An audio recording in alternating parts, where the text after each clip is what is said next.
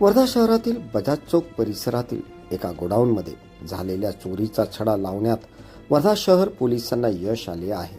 अवघ्या काही दिवसातच पोलिसांनी 2 महिला आरोपींना बेड्या ठोकल्या असून त्यांच्याकडून चोरीचा मुद्देमाल जप्त केला आहे.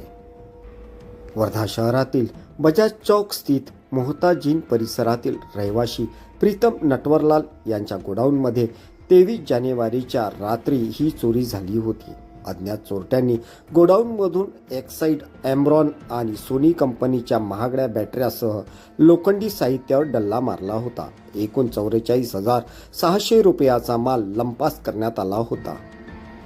या प्रकरणाचा तपास करताना वर्धा शहर पोलिसांनी अत्यंत वेगाने चक्रे फिरवली. वरिष्ठ पोलीस अधिकाऱ्यांच्या मार्गदर्शनाखाली गुन्हे शोध पथकाने वडर झोपडपट्टी भागातून वंदना जाधव आणि राजेश कुंडलवार या 2 महिलांना संशयावरून ताब्यात घेतले. पोलिसी खाक्या दाखवताच या दोन्ही महिलांनी गुन्ह्याची कबुली दिली आहे. जप्त मुद्देमाल याप्रमाणे आहे.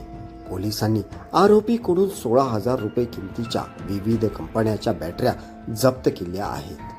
भारतीय न्याय संहितेच्या कलम 305(अ) आणि 331(4) अंतर्गत गुन्हा दाखल केला आहे. न्यायालयाने आरोपींना पोलीस कोठडी सुनावली असून उर्वरित मालाचा शोध हवालदार प्रशांत वंजारी करत आहे. शहरातील गुन्हेगारावर वचक निर्माण करणाऱ्या या कारवाईचे सर्वत्र कौतुक होत आहे.